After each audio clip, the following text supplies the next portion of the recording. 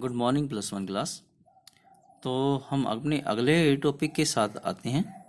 तो हम आगे बात कर रहे हैं कि जो रेडियाई है, एटम की रेडियाई, हमने कल बात की थी एटॉमिक साइज या एटॉमिक रेडियाई के बारे में।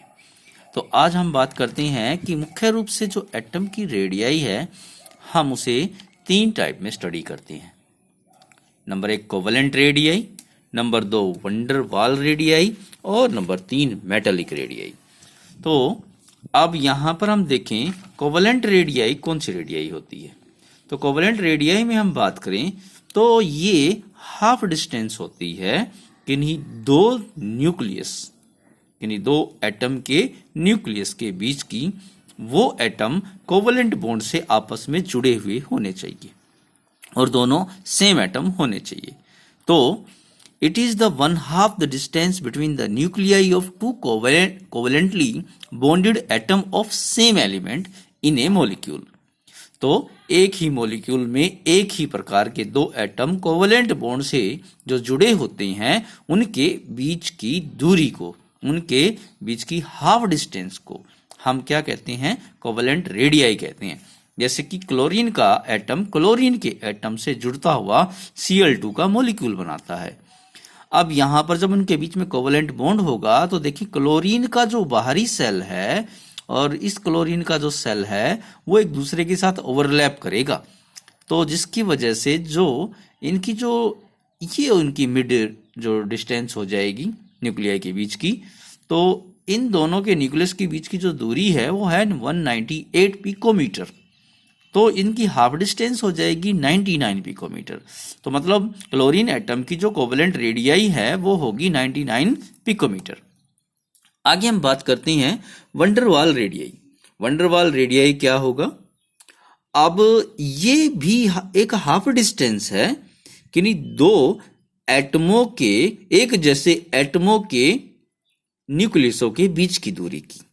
मगर यहां कंडीशन कहता है कि वो दोनों जो एटम है बॉन्डेड नहीं होने चाहिए, यानी अलग अलग मॉलिक्यूल के होने चाहिए और एक दूसरे के पड़ोसी होने चाहिए। तो it is the one half of the internuclear distance between the two similar non bonded isolated atom. या फिर ये कह सकते हैं it is the one half the internuclear distance. ये इंटरन्यूक्लियर डिस्टेंस का हाफ है between two adjacent similar atom, एक दूसरे के साथ में सटे हुए एक जैसे atom belonging to the neighbour molecule, जो कि एक मॉलिक्यूल से बिलोंग ना करते हुए अलग अलग मॉलिक्यूल या पड़ोसी मॉलिक्यूलों से बिलोंग करते हैं और एक दूसरे से जुड़े, एक दूसरे के साथ में टचिंग में है। जैसे कि हम बात करें यहां पर एक Cl2 का मॉलिक्यूल ये हो गया, एक Cl2 का मॉलिक्यूल ये हो गया।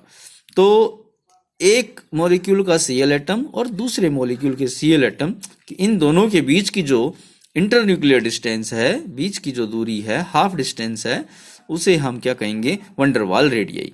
तो देखें इस न्यूक्लियस के बीच की दूरी होगी 360। तो इनकी बीच की हाफ डिस्टेंस हो जाएगी 180 पिकोमीटर। तो मतलब देखा हमने कि वंडरवाल रेडियाई जो हुई वो कोवेलेंट रेडियाई से ज्यादा हुई, क्योंकि पिछले केस में देखें आप कोवेलेंट रेडियाई तो आई है 99 और यहां पर वंडरवाल जो रेडियाई आई है वो आई है 180। आगे हम बात करते हैं मेटालिक रेडियाई।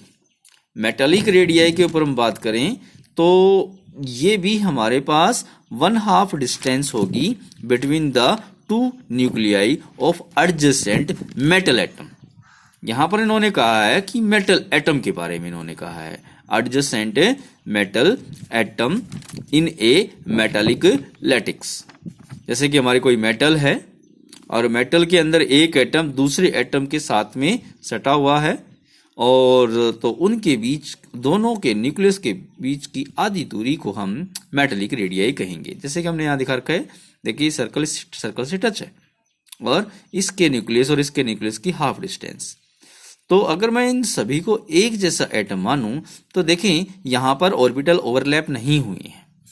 यहां पर ऑर्बिटल एक जो होते हैं वो दूसरे के बीच में गैप रखते हैं वीक वंडरवाल रेडियाई में, और यहां पर ऑर्बिटल एक दूसरे से ओवरलैप है। तो मतलब यहां से मुझे क्या मिला कि सबसे छोटी होगी वो होगी कोवेलेंट रेडियाई, सबसे बड़ी होगी वो होगी वंडर वाल रेडियाई, और बीच में रहेगा हमारे पास मेटालिक रेडियाई।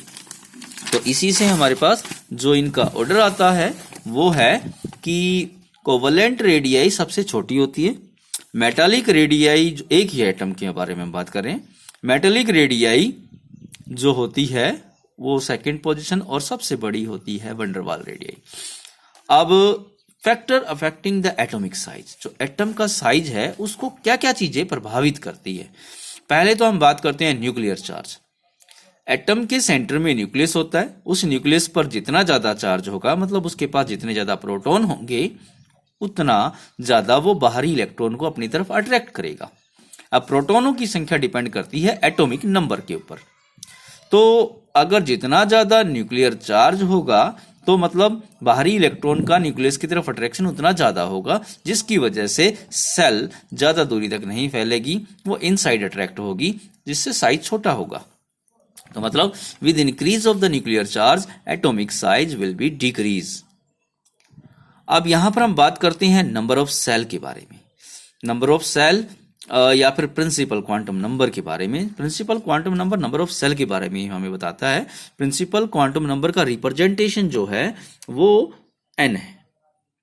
अब यहां पर हम बात करें, जैसे कि हम बात करते हैं यहां वैल्यू प्रिंसिपल क्वांटम नंबर अगर इंक्रीज करते हैं तो एटॉमिक साइज इंक्रीज करता है, क्योंकि नंबर ऑफ सेल इंक्रीज हो रहा है। जैसे हमने यहाँ एग्जांपल दिया है फ्लोरीन का। फ्लोरीन का 1s2 2s2 2p5, इसका सबसे भारी सेल दूसरा हुआ तो n की वैल्यू हुई 2, प्रिंसिपल क्वांटम नंबर की वैल्यू हुई 2। अब क्लोरीन का जो एटम हुआ उसका इलेक्ट्रॉनिक कॉन्फ़िगरेशन हुआ 1s2 2s2 2p6 3s2 3p5। तो बाहरी सबसे सेल हुआ वो 3 हुआ, और तो इसके लिए प्रिंसिपल क्वांटम नंबर की वैल्यू हुई 3। तो देखें इसमें आते हैं 2 सेल, इसमें 3 सेल। तो देखें यहां से 3 सेल की वजह से इसका साइज क्या होगा, बड़ा होगा, किससे, फ्लोरीन से। तो साइज ऑफ क्लोरीन बड़ा होगा फ्लोरीन के मुकाबले। अब बात करते हैं variation of atomic size. Atomic size का वेरिएशन के ऊपर बात करते हैं। तो जैसे कि पीरियड्स के अंदर हम जाएं तो एटॉमिक साइज कैसे वेरी करेगा। तो जब हम किसी पीरियड में लेफ्ट से राइट में जाते हैं तो किसी एक पीरियड में, तो हम देखते हैं कि लगातार एटॉमिक नंबर बढ़ रहा है, मगर इलेक्ट्रॉन एक ही सेल में वहां पर एंटर करेगा। तो नंबर ऑफ सेल तो इंक्रीज नहीं करेंगे, और लेफ्ट टू राइट जाएंगे तो एटॉमिक नंबर बढ़ने के साथ साथ न्यूक्लियर चार्ज इंक्रीज करेगा। तो न्यूक्लियर चार्ज इंक्रीज करने से क्या होगा, सेल तो इंक्रीज नहीं किया, न्यूक्लियर चार्ज इंक्रीज किया, जिसकी वजह से साइज क्या होगा, लगातार डिक्रीज होगा। जैसे कि हमने यहाँ ऑर्डर दिखा रखा है, लिथियम बड़ा रहेगा बेरिलियम से, बेरिलियम बड़ा रहेगा बोरोन से, बोरोन बड़ा रहेगा कार्बन से, कार्बन बड़ा रहेगा नाइट्रोजन से, मगर नाइट्रोजन छोटा रहेगा ऑक्सीजन से, और ऑक्सीजन बड़ा रहेगा फ्लोरीन से। तो यहां एक एरर आया कि नाइट्रोजन छोटा क्यों रहा ऑक्सीजन से। तो हम यहां देखें इलेक्ट्रॉनिक कॉन्फ़िगरेशन में, नाइट्रोजन का इलेक्ट्रॉनिक कॉन्फ़िगरेशन हम लिखते हैं 1s2 2s2 2p3। तो इसका अंतिम सेल देखें तो जो px py और pz जो ऑर्बिटल सब ऑर्बिटल होते हैं उनके अंदर क्या हुआ कि एक एक इलेक्ट्रॉन फिल हुआ। ऑक्सीजन के अंदर हम बात करें तो 1s2 2s2 2p4, 2p4 में देखें तो यहां पर 2 इलेक्ट्रॉन एक ऑर्बिटल में एंटर किए। तो मतलब एक ऑर्बिटल में 2 इलेक्ट्रॉन आए तो उनके बीच में रिपल्सन होगा, रिपल्सन होने की, मगर यहाँ नाइट्रोजन के केस में रिपल्सन नहीं हो रहा है p में, मगर यहाँ पर p में रिपल्सन हो रहा है, जिसकी वजह से ऑक्सीजन का जो साइज होगा वो क्या होगा, वो थोड़ा सा एक्सपेंड करेगा नाइट्रोजन के मुकाबले। अगर हम फ्लोरीन के वाले केस में बात करें तो यहाँ पर एक और, यहाँ पर क्या होगा कि एक और इलेक्ट्रॉन फिल हो जाएगा दूसरे py के अंदर, तो सॉरी pz के अंदर, तो जिसकी वजह से यहाँ पर फ्लोरीन का दोनों में रिपल्सन होगा, ऑक्सीजन और फ्लोरीन में, तो न्यूक्लियर चार्ज ज्यादा होगा फ्लोरीन का, जिसकी वजह से फ्लोरीन छोटा रहेगा ऑक्सीजन से। तो यहाँ एरर ऑक्सीजन का आता है, उसकी वजह है electron electron repulsion in the p orbital.